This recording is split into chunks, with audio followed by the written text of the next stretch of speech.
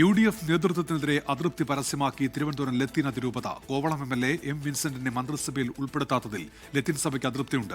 തങ്ങളെ വെറും വോട്ട് ബാങ്കായി മാത്രം നേതൃത്വം കണക്കാക്കിയെന്നാണ് വിമർശനം. VD സതീശൻ മുഖ്യമന്ത്രിയായ മന്ത്രിസഭയിൽ കോവളം MLA M. വിൻസെന്റിന് മന്ത്രിസ്ഥാനം ഏറെക്കുറെ ഉറപ്പിച്ചതായിരുന്നു. VD സതീശനായി ജില്ലയിൽ ഉറച്ചുനിന്ന നേതാവ് കൂടിയാണ് M. വിൻസെന്റ്. എന്നാൽ അവസാനഘട്ട ചർച്ച കൂടി കഴിഞ്ഞപ്പോഴാണ് വിൻസെന്റ് മന്ത്രിസഭയിലേക്ക് ഇല്ല എന്നുള്ള കാര്യം ഉറപ്പായത്. ഇതിന് പിന്നാലെയാണ് അതൃപ്തി പരസ്യമാക്കി തിരുവനന്തപുരം ലത്തീൻ അതിരൂപത രംഗത്തെത്തിയത്. ലത്തീൻ സഭ വളരെ അതൃപ്തരാണ്. കാരണം ഒരു വോട്ട് ബാങ്കായിട്ട് മാത്രം കാലാകാലങ്ങളിൽ പാർട്ടികൾ കാണുകയും ഈ സമുദായം നൽകി വരുന്ന സംഭാവന പൂർണ്ണമായും അവഗണിച്ച ഒരു സ്ഥിതിയാണുള്ളത്. എന്നാൽ മന്ത്രിയാക്കാത്തതിൽ തനിക്ക് നീരസമില്ലെന്നായിരുന്നു M. വിൻസെന്റിന്റെ പ്രതികരണം.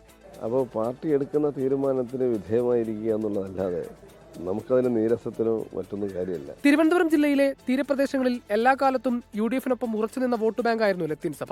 ഇക്കഴിഞ്ഞ പാർലമെന്റ് തെരഞ്ഞെടുപ്പിലും തദ്ദേശ തെരഞ്ഞെടുപ്പിലും നിയമസഭാ തെരഞ്ഞെടുപ്പിലും ലത്തീൻ സഭയുടെ വോട്ടുകൾ നിർണായകമായിരുന്നു. ജിബിൻ JB, 24, തിരുവനന്തപുരം.